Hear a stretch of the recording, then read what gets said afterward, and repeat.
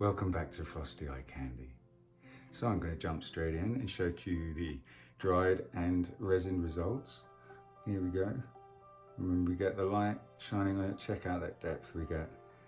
You can just see straight through and underneath the lacing and the cells.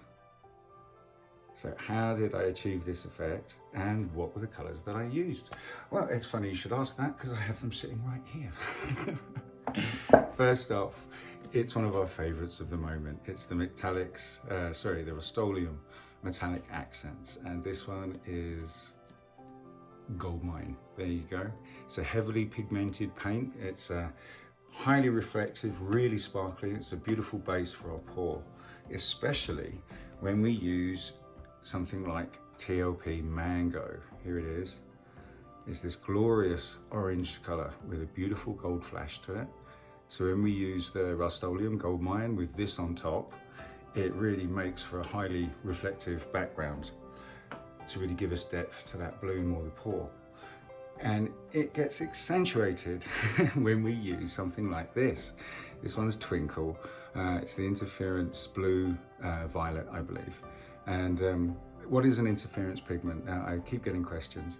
Interference pigments are a transparent paint that will look white when you actually mix it up and then when you pour it, but when it's dried, it adds a flash of colour to the colour that you can see through it below it. So this on one way looks this beautiful blue, there we go, and then on the other way, see if I can pick up the violet.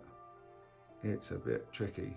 But yes, when we use this on top of two metallics, it really gives us a highly reflective base, so we can really get some great depth to it.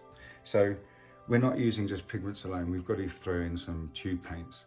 We're going to throw in this one next, which is the Amsterdam Acrylics. This is the Permanent Blue Violet, and as you can see, it's transparent with a little line through the square here.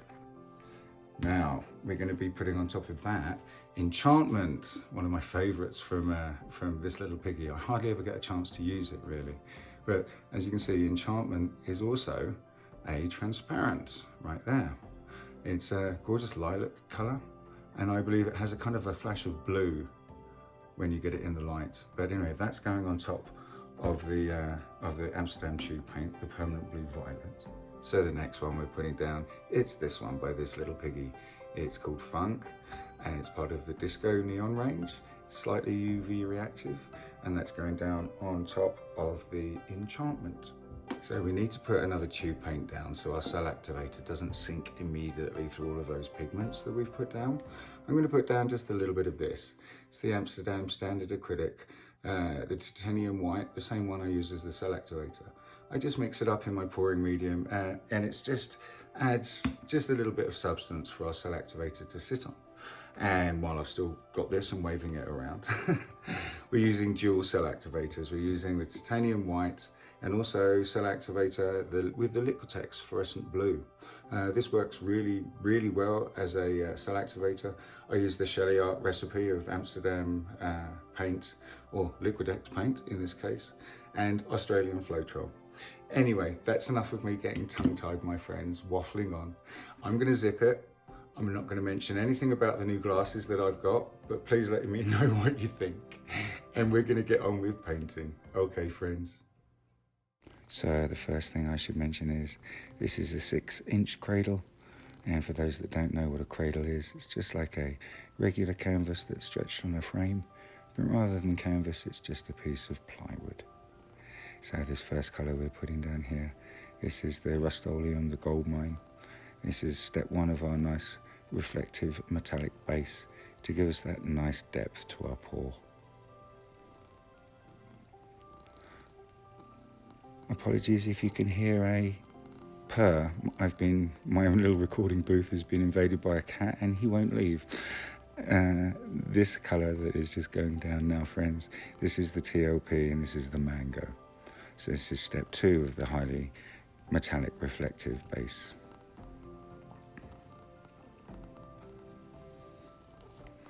So this colour we're now putting down, friends, this is the TLP and this is the Twinkle.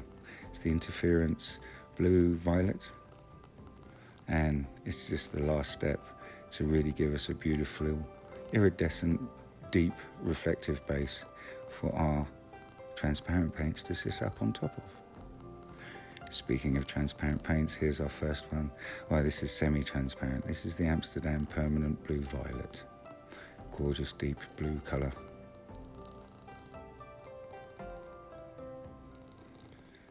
And now this is the TLP, gorgeous lilac colour. This is called Enchantment. It has a kind of a blue flash, I believe I see to it. But again, it's another semi-transparent and will really give us great depth. So we can see through these colours and fades of these colours to those highly reflective metallics we put at the bottom. My little cat's very happy. He's purring now, so apologies if his purr is coming up on the voiceover. I'm sure it probably is. Okay, now this is one of the last colours we're putting down. This is TLP, and this is the Funk. And I believe the Funk or the Disco range, I believe they're either semi-opaque or either totally opaque.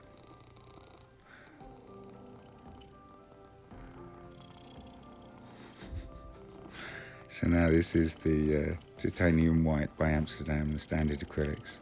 This is just a little light sprinkling on top of all those pigments, so our cell activator has something to sit on and doesn't sink immediately through.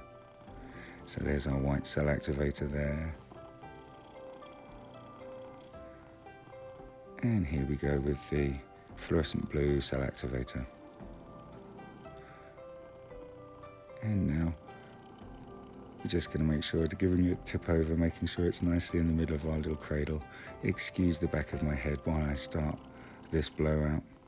And as you can see, at first I thought, oh dear, what have I done? I wasn't really liking what I was seeing, but we're going to have some great time lapse. And you're going to see all the cells pop up. But I'm loving those ones that are already there at the bottom. That's great. And here we go. Got a lovely fade of colours there as the cell activators finally sink through them all. So in we go now for some modification. Just at the edges, guys, in case any bits remain. It's always nice to kind of have a linked flow around the edge of the bloom, I feel anyway. And while we're watching me do this, I'd love to give a shout out to our group on Facebook, Acrylic Pouring for Beginners. I'd love to give a shout out to obviously all of the admins, but more importantly, some of the other people that are great contributors to the group. I'd love to give a shout out to Britt Clayton from Britt Clayton Designs, and also Sheldon from Shellrock Arts. Also love to give a shout out to Shannon. And of course I can't forget our admins, Christy, Darren, and of course Bridget. Not forgetting our main man, Amun G. So there we go. Nice close-up of the first spin, my friends. Leaving the spin in real time so you can see how long and how fast I span for. Wow, this is looking pretty good. As you can see, the cell activator is still sinking. Just producing more and more cells in the middle, or slightly larger ones. Just checking it for movement, my friends. There's a little bit, so we're going to have to give it another spin. And while we're waiting for this spin, I would love to tell you about a new weekly show I'm going to be doing, The Joy of Pouring. I'd love to invite you along every Sunday at 1 p.m. That's Pacific Standard Time, and that would be 4 p.m. Eastern Standard Time. But this will be starting on Sunday the 20th of March. Please join us. So here's a nice close-up of the finished bloom. Lovely little rotation here. Yes, you can see me pointing out those cells that are at the bottom now. Absolutely gorgeous. So here we go, my friends. Here's the close-up. You can see the depth when it was still wet. But thank you for joining me, my friends. Please like, subscribe and share if you like what you see here. And as always, happy pouring.